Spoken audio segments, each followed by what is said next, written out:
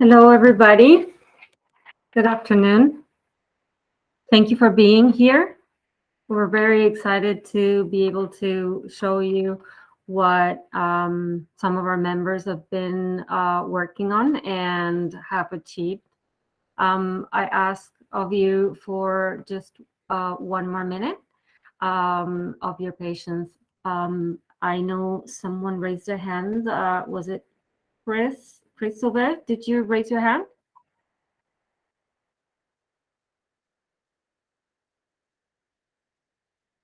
Okay, I think his question is solved.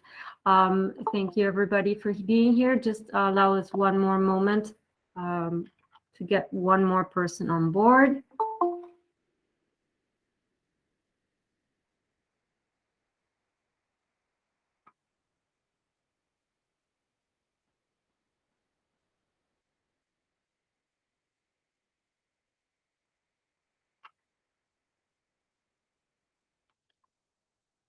Very well.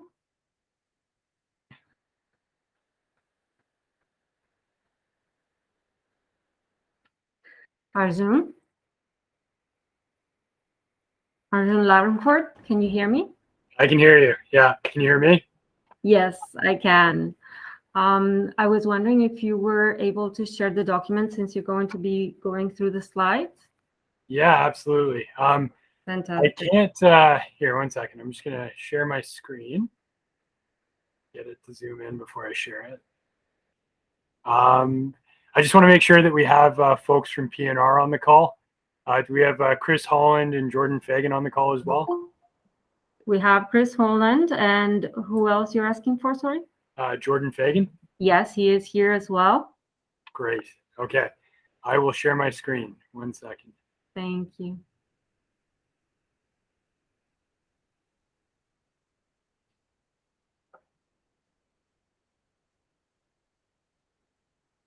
Okay. All right. Can you see my screen? I just want to double check before we get Yes, going.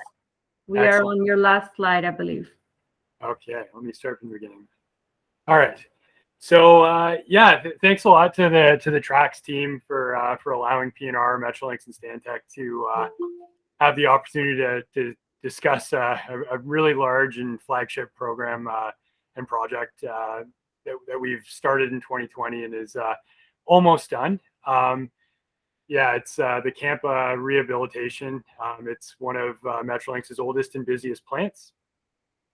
And today what we want to talk about is key stakeholders, do some introductions, go through our scope of work, and essentially we're going to just highlight a bunch of construction pictures and the different things we've done on this project, some of the obstacles and challenges that we've had to deal with and that we've overcome, and then kind of really dig into work block planning and work block execution, which is one of the keys to this project, followed by lessons learned, keys to the successes on this project, followed by just some information about Trax at the end of this. So to start off with, I'd like to put some people on the spot. If you don't mind, anybody from Stantec, who is the designer and contract administrator, if you don't mind kind of saying a few words about who you are and what you did on this project, I'd really appreciate that. Yeah, sure. It's Molson Track design lead from Stantec here.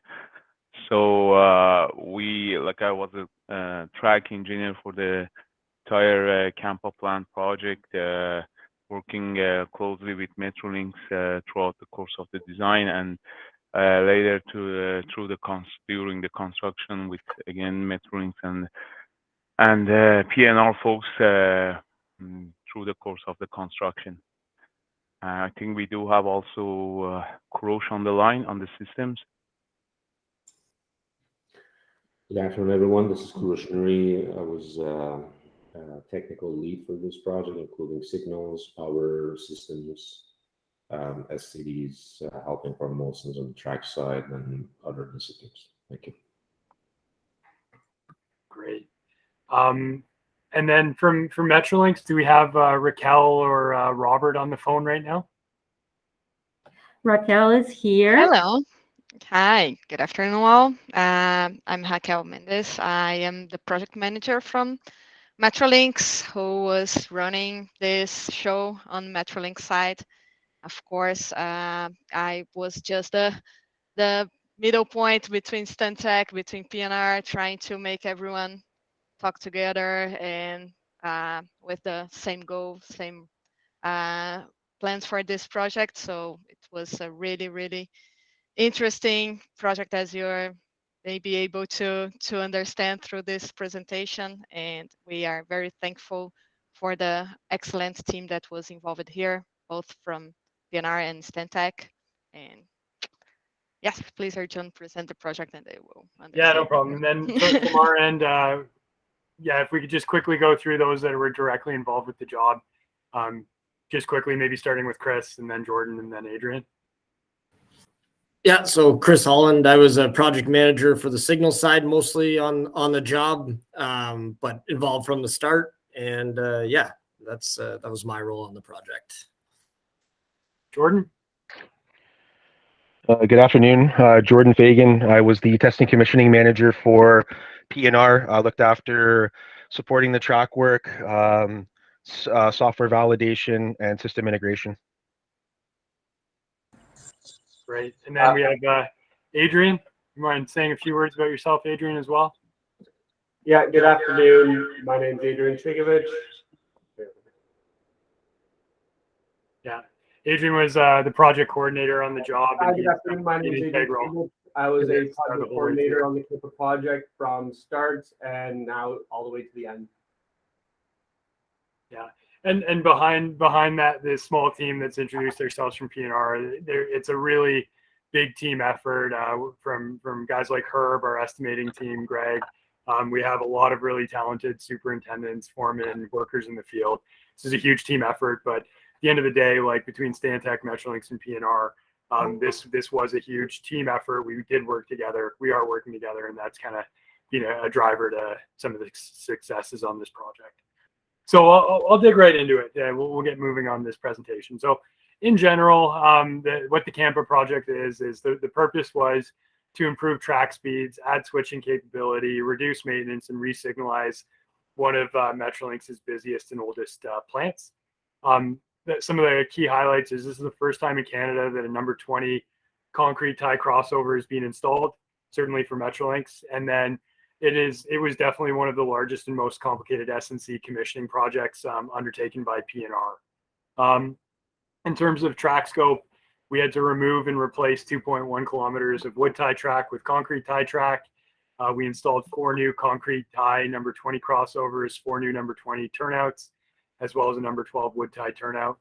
Our signal scope was installing new switch machines, snow clearing devices, new gas feeds, a 5-track span signal bridge, a cantilever signal bridge, and removal of old signal bridge and cantilever into and then supplying and installing new bungalows and commissioning a new plant.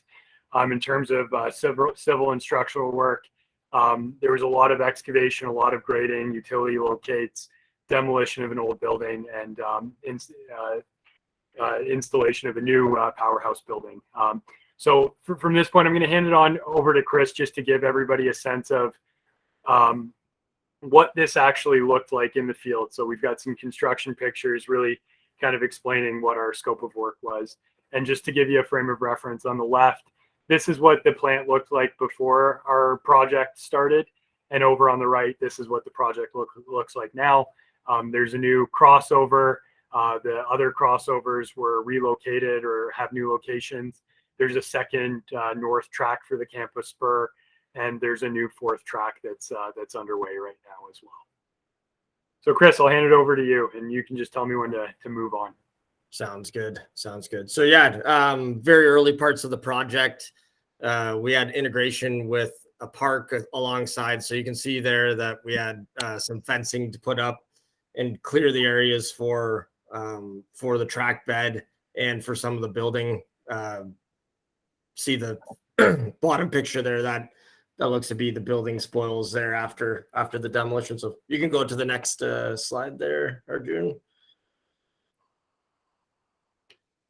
Yeah, this is after the after the tree clearing is completed. So a lot of utilities within the corridor. As mentioned, it's one of the oldest plants, and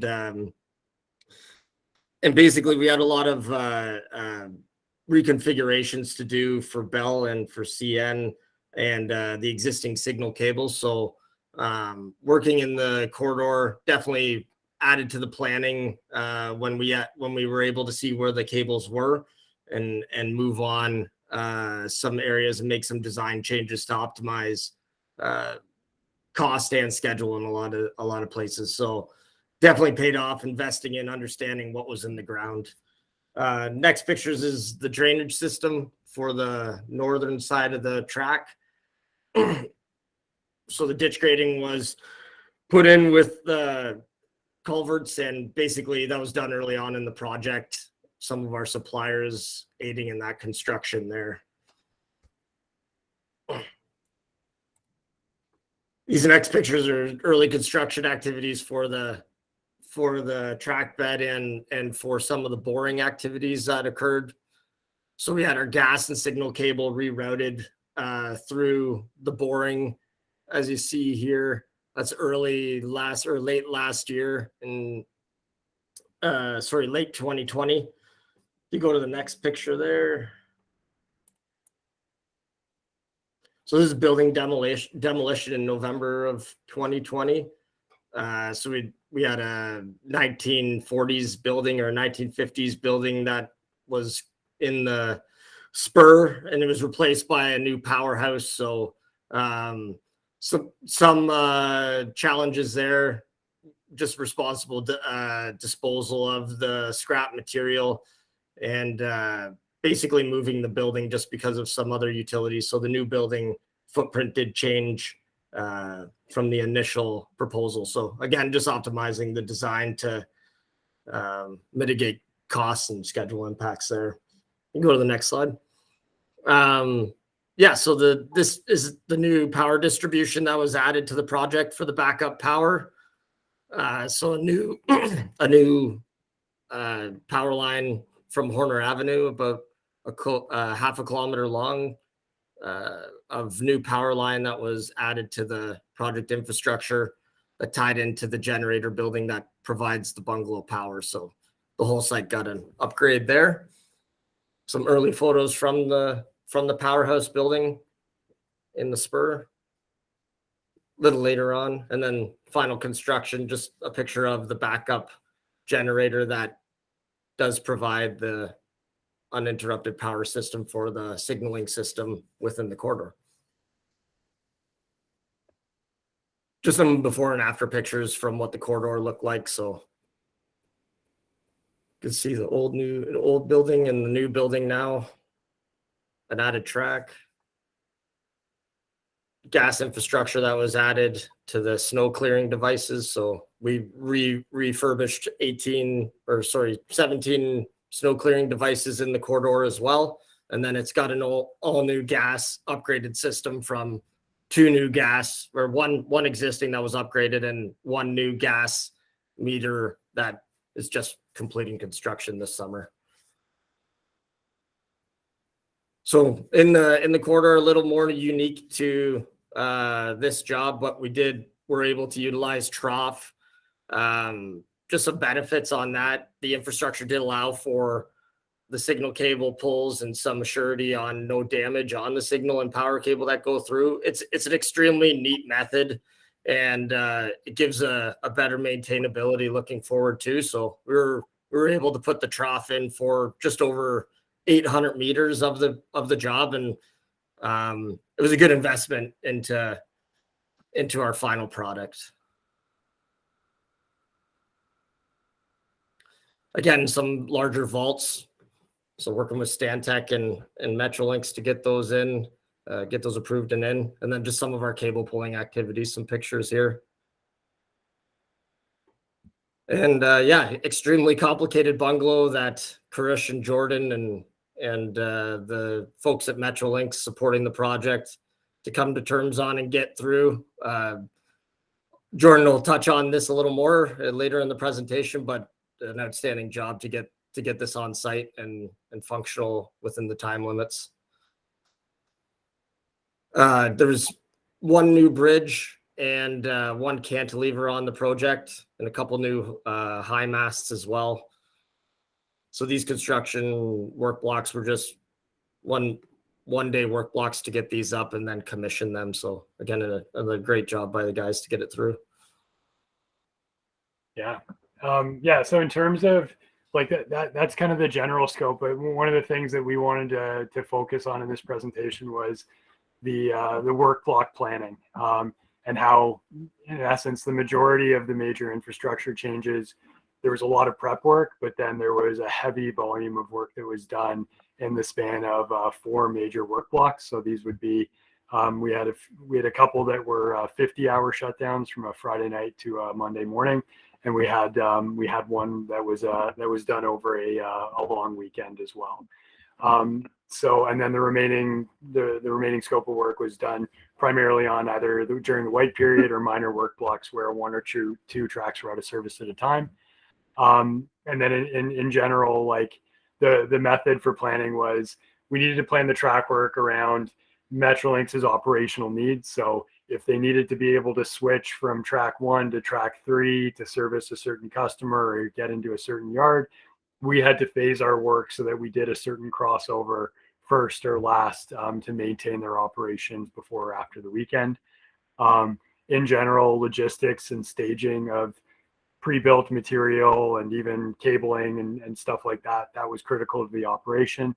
And right from the onset, from the time of tender, we knew, based on the limited number of major closures, that we really had to ramp up the amount of work that could be completed in a given weekend to make this project actually work.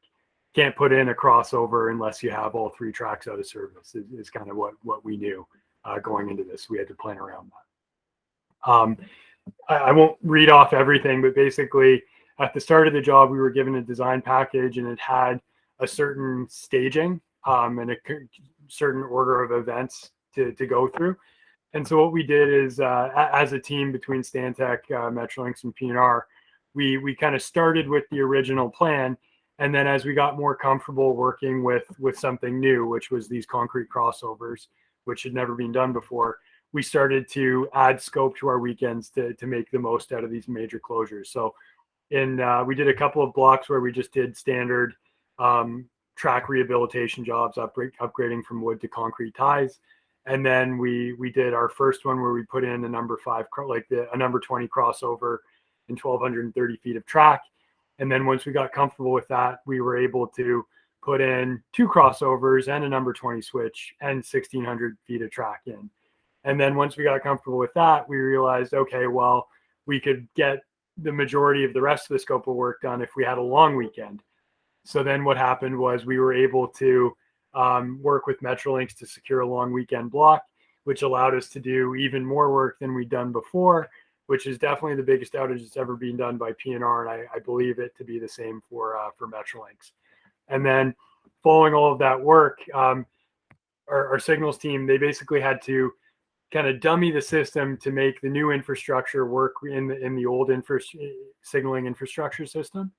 And then in the last 2 blocks, we had 2 additional closures to finalize our signals testing and commissioning. And then we're right now in the last phase of our job, which is building track 4, but we've been on hold due to some third-party coordination issues and utility relocation issues. But basically, the last thing we have to do now is build our last 900 feet of track for track 4. And then we're going to be pretty much done the job. I just wanted to talk about some of the obstacles to overcome in doing these work blocks. So in general, this is a very, very busy operating environment. There's 15-minute service during the day, and at night, there's CN operations at night. So getting dedicated work blocks is a consistent challenge. There's a lot of coordination that has to happen between our team and Metrolinx to get us out and be able to prep and be able to weld and be able to distress and stuff like that.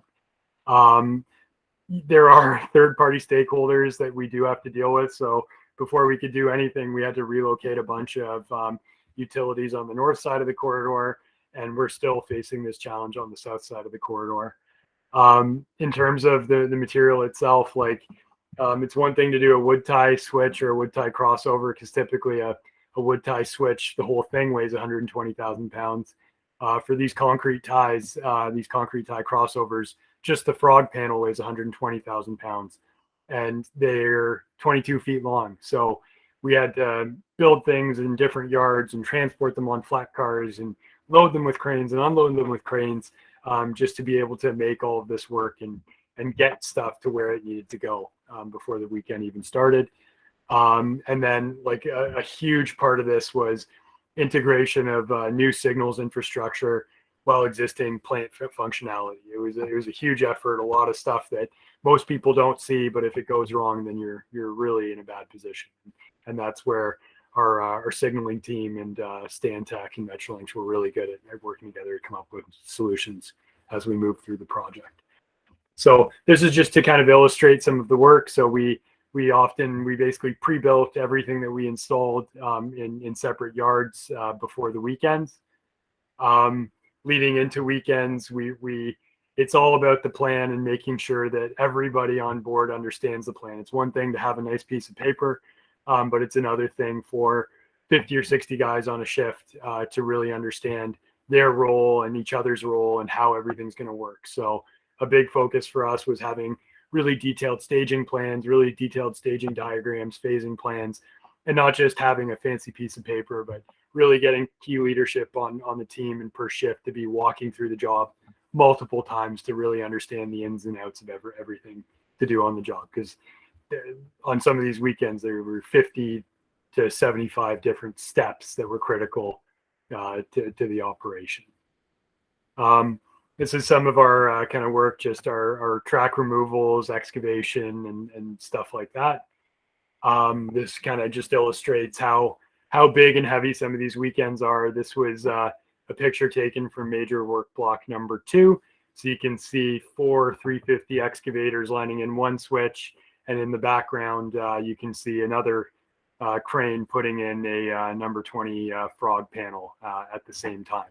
So we had multiple crews, multiple cranes, all working in tandem to get this operation, these work blocks done. And this is just another illustration of what a weekend looks like. This is again one of the busiest subdivisions or sections of track for Metrolinx, and it's a little nerve-wracking on a Saturday morning when you have no track in, and you know that within 24 to 40 hours, you've got to have everything buttoned up. But that's what we do. And when you have a good plan and you work the plan, it tends to work out. And this is just kind of showing some of our surfacing operations, and then welding and distressing after the fact. Planning again is really critical, especially in a plant environment where if you move 20 feet past an insulated joint, you're dropping the block, you're telling trains they can't move forward, you're delaying trains, you're impacting our customer, which is the people of Ontario. So the planning to do over 300 thermite and flash belt welds was critical, and having signal support and work block support was key to this part of the operation as well. And this just kind of shows some of our switch machine installation. One of the benefits we'll talk about later in the job is by having a merged track and signals group, you start to think of little ways to improve the speed of things. So for example, just looking at these switch machines, I remember on the first block, after we'd installed all the switches and everything like that, we dug a big hole to connect the cable and mount the switch machine. And we realized that we probably wasted about an hour and a half doing that. So the next time around, we worked together to basically come up with a new solution, block it out, so that we didn't have to dig, so that we could connect that switch machine a little bit faster. The way our briefings were and our planning sessions worked, our signals guys were always with our track people, and it really helped us kind of speed up our operation as we went through this project. There's just a picture of one of our superintendents, Lee, and that big old crane dropping that frog panel in. And then just to give you a sense of before and after, so you could see when you look on the left, you can get a sense for the old ties, the old ballast, and on the right, you get a sense of how fresh and clean it all looks.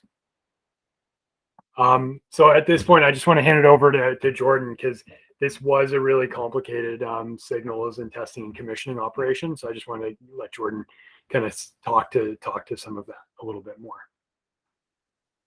Thank you, Arjun. Good afternoon. Like I said before, I'm Jordan Fagan. I'm the testing commissioning manager. I oversaw the majority of the Canpa project, from working with the track group, developing plans, working with Stantec and Metrolinx, who were both fantastic on this project, helping out and understanding the complexity of the project and what we needed for work blocks and things of that nature, all the way to the final integration of the new Canpa plant, and some of the testing that's involved with that. Some of the things I wanted to highlight, we also, with Canpa, this was the introduction of the Hitachi M23B IECC switch. These are the electronic control compartment switches. They're a new version of switch to the Metrolinx territory. So TNC at PNR helped out with developing the new GI, or general instruction, for testing. We also did a lot of help with the troubleshooting of the new switch components that are involved with the hollow steel ties and the way that the switches are mounted to these new concrete panels, something new that had never been really investigated on Metrolinx territory before. We also helped a lot with test strategy and phasing development. One of the biggest challenges we found was introducing the new track infrastructure changed the functionality of the old interlocking. So there was a lot of thought and time spent by a lot of different people to make sure that we were able to give Metrolinx as much usability of their plant as possible, but also we were able to maximize how much work could actually get completed. We also did a lot of work with trying to maximize our PICO, or our post-installation checkout, and our SAT, site acceptance testing, to allow us to spend as minimal time as possible during our final commissioning, so that we were able to cut these pieces of equipment over quickly. Things were such as some of the over and back testing, and some of the the preparatory work that was done by construction, track, and the testing and commissioning group all helped in making it so it was seamless to transition over into testing. And then some of the staging and enabling work for all the track work was something that we looked after as well. You can move to the next slide, Arjun. Another large component of this, which is not really thought about, is the software validation. This was an Electrologic solid state interlocking. So this is 2 new bungalows, main and remote, with a fiber communication backbone. We had 72 routes, 13 signals, and 17 switches. There was 8,265 pages of testing that were completed in our shop. That's only specifically to Canpa. There was some additional testing that we'll touch on later. And then we also had to test new software for the adjacent intermediate and the adjacent control point Mimico to take advantage of the upgrade from a number 12 switch to a number 20 switch in Canpa. You want to move to the next one, Arjun? Then just the final thing I'll touch on is just some of the commissioning highlights when we actually went out and put the plant in service. The first weekend we went out, we cut in the new Canpa plant. This involved decommissioning the existing Canpa plant and CTC testing between all tracks, between Port Credit, which is the adjacent control point to the west, and Mimico, which is the adjacent control point to the east. And then we had to develop a software patch for the intermediate for a temporary solution, as we didn't have the correct signal progression leading into Canpa. And based on the weekend and what we were able to undertake, we didn't feel that it was feasible to cut in the new Mimico software and Canpa software at the same time. Second weekend involved us going back out. We put the final software into the intermediate and the final software into Mimico and completed the testing. There was a large challenge of allowing the trains into both the Willowbrook and the TMC. So that was a lot of planning. And again, it was very well done by all the groups involved. We had a lot of support from Metrolinx and Stantec in completing this. So teamwork, communication, and working the plan, like Arjun said, was the success for everybody. Yeah, and I mean, just to kind of talk about the successes. So this is just a little slide on customer feedback. I mean, we have a few folks, senior folks from Metrolinx that were quite happy with our work, especially because given how new and novel a lot of this was, the fact that as a group we were all able to do this, it's something that we're all quite proud of. So from this point, I'll hand it over to Raquel, who can talk about some of the lessons learned from Metrolinx. Hi, thank you, John. So here we briefly summarized some of the most important lessons learned during this project. Beginning with one of the biggest challenge we faced, which was the material design issues. More specifically, the issues we had with with the switch points. Just to give you a general idea of this issue, when the first crossovers that were installed to be functional after the completion of the work block, during these crossover tests, it was discovered that the switch was extremely difficult to throw manually, and when we tried to use the switch motor, they overloaded and the switch would not close fully. So after several tests, the switch were locked in normal position. And at that point, it was not clear for us if the issues was resulting from construction or from design. Of course, as it was already mentioned by Arjun, this was the first time that we installed this kind of crossover here in Canada. So for sure, some difficulties was expected. However, particularly due to our work block limitations, when we were faced with such a complex problem, we saw our schedule could be seriously threatened by this. That's why at that point, we brought a large team of experts together from Canada, from US, from PNR, Stantec, other consultants, Metrolinx, to try to understand the problem and how to solve it before our next work block that at that point was just a few weeks away. And after several discussions, analysis, tests, we were able to understand that, of course, it was various causes of this issue, but we understood what happened, and then we developed an attack plan, and together with the supplier and PNR to solve this problem. And after that, all switches were fixed in a timely manner. But of course, during this developing was a serious danger to the project schedule at that time. I would say that the biggest lessons learned for this was related with a design review, especially considering the characteristics of the interaction between the new equipment and the particular corridor that we were installing it. We saw during this developing of this plan that some issues could be avoided if we had a more close look to that during the design review. And this is definitely one of the biggest lessons learned of this project. Another great lessons learned that was related with the third-party stakeholders, as also Arjun already mentioned it. At the beginning, we underestimated the amount of planning and lead time that some of the service should have been requested from these partners. If in one hand, the COVID situation was beneficial because we were able to have the reduction of train service and more work block flexibility for this. On the other hand, we had several impacts to provision of some service. In addition to that, other factors as like Rogers embargoes and the need of an easement with the city or not were unexpected problems that were included now in our lessons learned for our future project. Finally, the last lesson learned that we want to share with you today is the possibility of had an advanced locate execution. It was known during the project that Canpa, it's a very complex area in relation with the amount of utilities present there. But even so, the amount of work and budget that we spent on this task was greater than what we originally planned, which could have been minimized if we had provided an early investigation on utilities, and this could help us to avoid such issues with this project. So yeah, this close this Metrolinx lessons learned that we want to share with you today.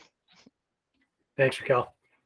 All right, and so from there, like we can kind of transition to like some of the keys to success on this project that like as a group we could probably all relate to.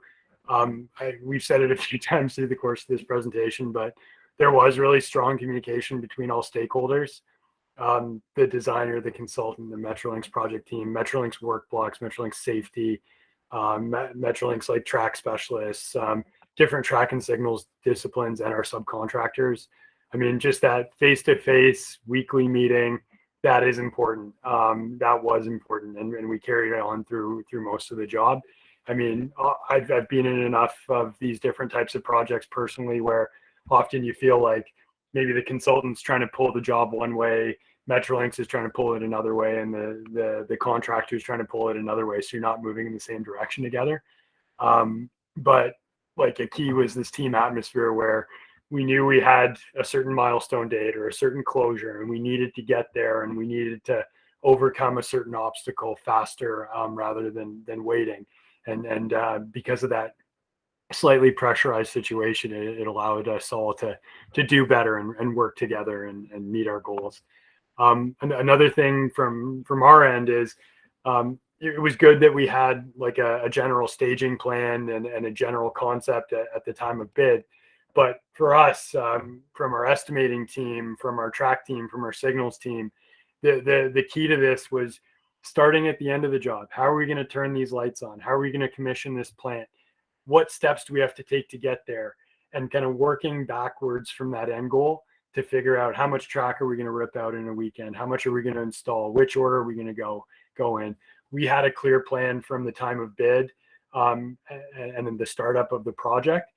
And it was allowed to evolve because once we got more comfortable and more confident in what we were doing, we were able to take on more and get this done faster and in less weekends. And that was because all parties came together to do that. And then lastly, the second last one is like critical self-reflection at each major juncture of the project. So what we got into the habit of is after our first work block, all parties involved would go through the hour by hour schedule and go through everything that went well and everything that didn't go well, so that the next time around we would do more of what was good and less of what was bad. And it was an open forum because basically a trackman might have a really good idea about how to get a joint bar on quicker, and somebody else might have a good idea or whatever. So the best ideas rose to the top, and they were incorporated in our next rounds of planning. So that was like a big part of our success which led to our confidence to, remove a kilometer of track in a weekend and put it back in, which is really unheard of in general when it comes to railroad contracting. And then lastly, I mean, we'll pat PNR on the back here because it's our presentation, so you have to forgive me for that. But I mean, just having a track and signals contractor driving the project and acting as the general contractor in this situation, it's huge. We're talking directly to the owner. We're talking directly to work blocks. We're coming up with the plan that takes you to the end goal. That was our focus, and that allowed us to plan this project properly from the beginning. And that's our presentation. So Andrea, this is open discussion time. Maybe you want to share this part, and we can go from there. So Andrea is having some fire alarm issues at her building. So I'm stepping in. Sorry, my name is Mark Salzberg, chairperson for Tracks. So I'll open it up to questions from anyone.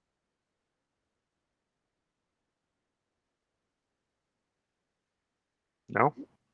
You did a good job? A great job, actually. Can you hear me? Yes. Hi, Chris Silva here at Lawn Cedra. Great presentation. I was just wondering, in terms of timeline and finishing on, per agreed to, end date, how did that time up? How did that frame up? We would have beat our milestone date had we not still been waiting for, utility relocations from third parties. So we've done 99% of the job as of November of last year. The milestone date for the job was March, but now it's being extended due to subsurface issues. So Raquel, if you'd like to elaborate, that would be. Yes, that was one of our major lessons learned for that. We had several issues with CN Rogers to be able to schedule this fiber relocation, some issues that we are not counting on, and this was the main responsibility of the delay of the substation completion. But for sure, we already consider that this project is 99% complete, as Arjun mentioned it, and this final part is only due to the third part issue that we had. Yeah, and Chris, like another thing to add, like I mean, my own experience and like the experience of PNR working for many other Metrolinx projects for many other general contractors, I've seen many jobs start much earlier with less scope that are still active and still ongoing. Even though we're past the original milestone, like substantial completion date, this job did move a lot faster than most other big GC jobs. That is truly a credit to the way Metrolinx kind of managed it from their end and that kind of team atmosphere that was built from all parties. That's true. Thank And you for answering my question. Thanks. As we are complementing each other here, once again, I want to thank PNR for all their efforts with this project. We truly feel that PNR feels like they own the corridor. They needed to complete that on a safely manner, on time, and it was definitely great to be working with this team at this point.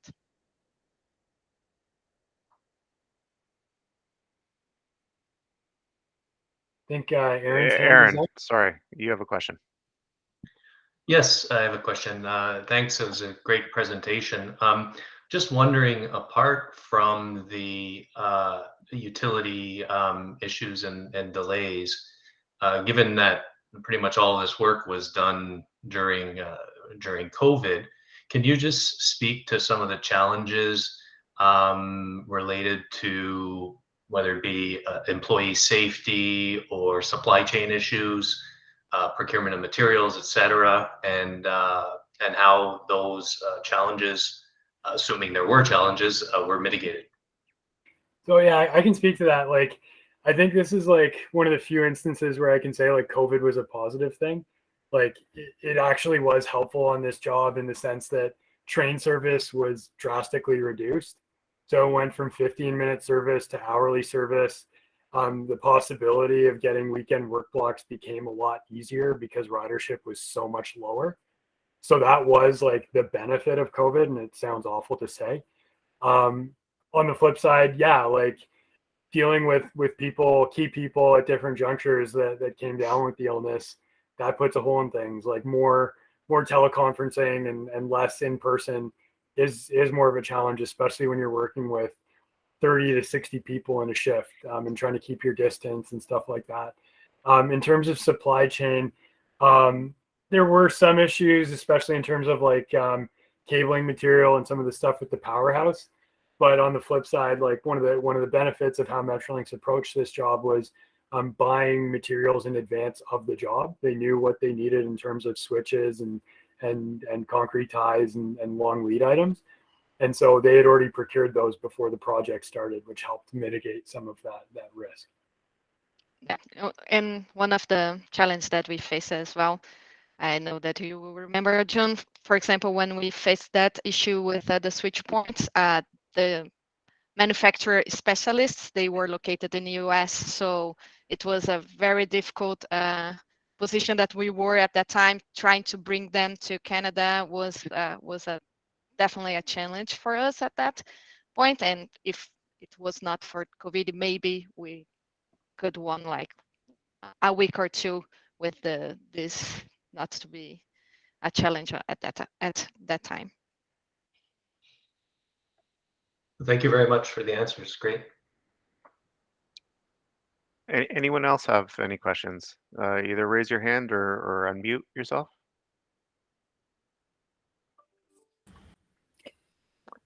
I have a question for you. Now, I know in Europe it's quite normal to do maintenance and not and construction on a live rail environment. Are there opportunities within Canada to start doing that a little more effectively and efficiently to ensure that your crew is more productive? Do you think that there's any opportunity where we can help, I guess, improve the way that the construction and the schedule is implemented and followed? So you're talking about working around live trains, Correct. or Yeah. I think that there's a lot that goes into answering that question. If you look at this work and like some of the pictures in those photos, like you can see a massive 600-ton crane that needs 3 truckloads of counterweights just to be set up in a 60 by 60 footprint, just to get the outriggers out.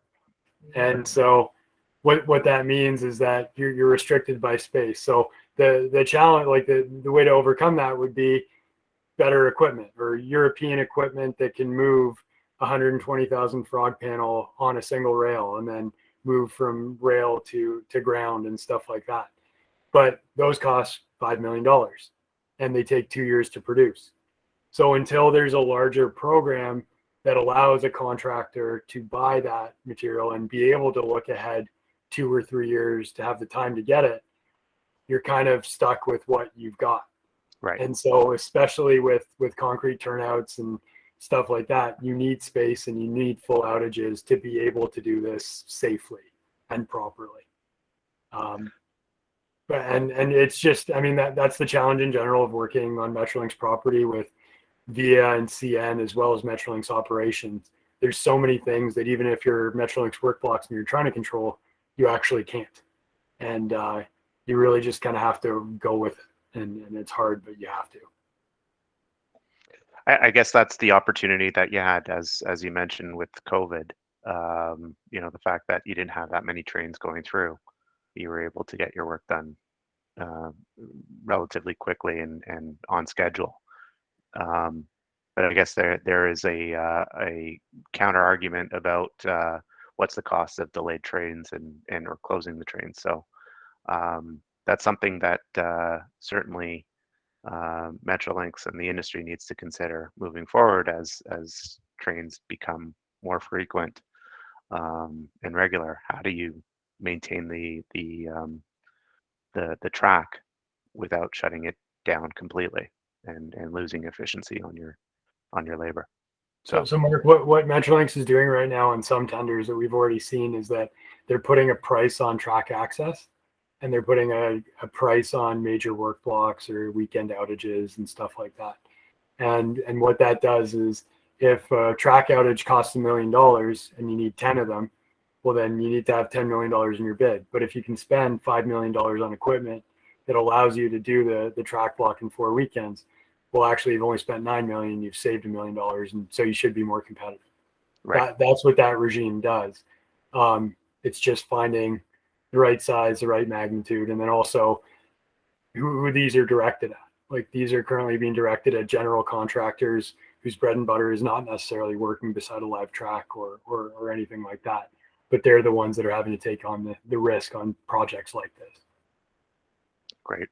Well, and that's why I guess if there's other questions, please ask. But that brings us to promoting tracks and why it's important for our industry to get engaged and to work with agencies such as Metrolinx to share best practices and ways that we can reduce costs and reduce schedule lead times.